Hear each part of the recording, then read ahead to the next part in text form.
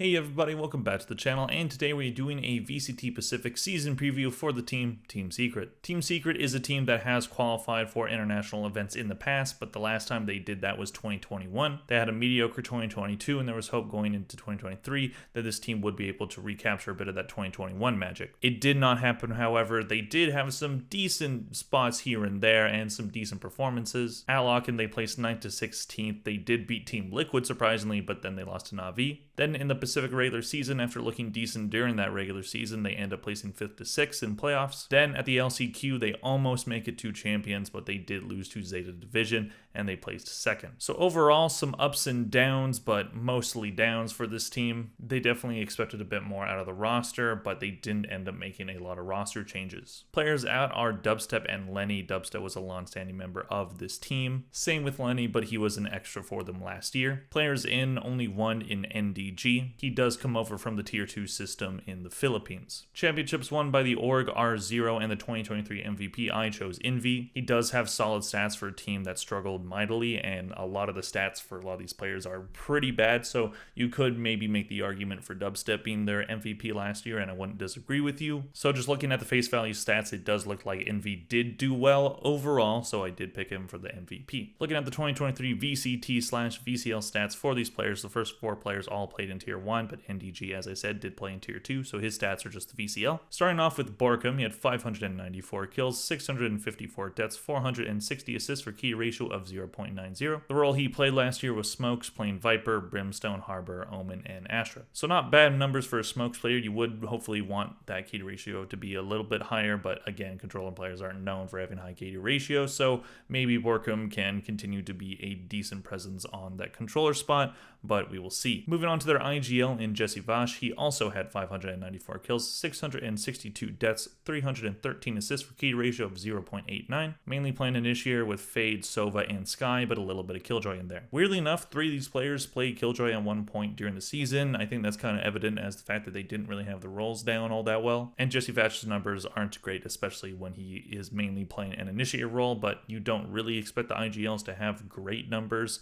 when it comes to K-death ratio, but at the same time, I think you want them to be better than a 0.89. Moving on to Jeremy, I assume that's how you say that, 677 kills, 720 deaths, 229 assists for key ratio of 0.94. He played a wide range of characters, including Sage, Raze, KO, Killjoy, and Phoenix. So kind of all over the place with his roles. We'll see if he sticks to one thing. He has been playing duels in the offseason, so I do assume he will mainly be playing that. But at the same time, these numbers overall, I mean, maybe he just wasn't fit for the roles that he was playing, and maybe duelists, we'll probably see those numbers go up. So we'll see if he has a bounce back season. I think that depends on if he stays consistently within one role, because it doesn't seem like he's the most effective when he's playing flex. Moving on to Envy, as I said, he did have the best stats out of all of these players. 715 kills, 668 deaths, 442 assists for KD ratio of 1.07. Mainly playing Initiator with Breach, KO, and Sky, but also a bit of Killjoy as well. So as I said, he seemed like he was the best player last year. The 1.07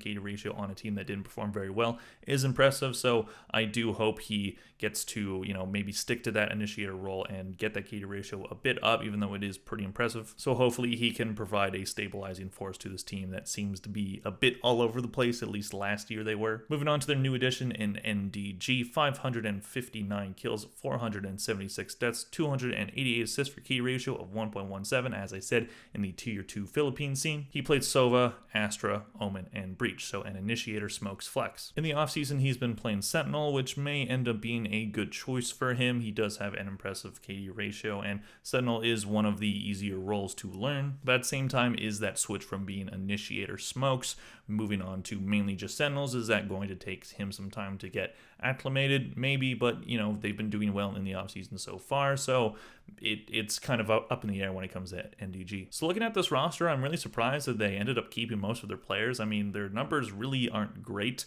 Again, this is a team that hasn't qualified for an international tournament since 2021. They did have some decent performances during the season, defeating the likes of PaperX and DRX during that regular season, right before falling short to DRX in the playoffs. So while they did have some good performances, it maybe showed that, they can play spoiler against teams that are above them in the standings. But at the same time, with as many mediocre numbers as I see on the board, again, they weren't a super dominant team, but having 3 players with that KD ratio below 1, again, some of these roles aren't meant to get kills, but at the same time, that isn't a great number to have. I am a bit surprised that they didn't go out and make more changes. Maybe they felt like the player market was, not better than the players that they have right now. They could be right about that, but at the same time, just feels like having a roster that's been together for this long but hasn't really produced the results that really justify that does concern me. But they could surprise and continue to play spoiler to teams that are better than them, and maybe that eventually gets them into an international event. But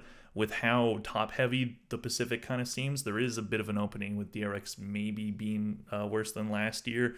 But teams like T1 and Global are going to be better probably. So I don't know how much improvement we're going to see from Team Secret when we've already seen some inconsistencies. Moving on to their map pool last year, they actually did have a decent one. Ascent 8-0 record. They were undefeated on that map throughout the entire season. Attack was 65% win rate, defense was 58. Haven not as good, but still solid 6-4 record. Attack was 49%, defense was 56. Worst maps, however, were Split 1-5 record. Attack was 55, defense was 30. Fracture 3-4 record. Attack was 49, defense was 53. So they don't have to worry about Fracture anymore. It's out of the map pool. So is Haven, so that's one of their better maps out of the map pool. But if they can still be strong on Ascent, then that's absolutely a map that they can continue to dominate on. But they're going to have to get a deeper map pool. It wasn't a terrible map pool, but it definitely wasn't that deep. Haven being their second best map with a 6-4 record, you definitely want your second best map to at least be better than that. So overall, I mean, they don't look terrible. They definitely had a rough season last year. They've shown that they can play spoiler to teams that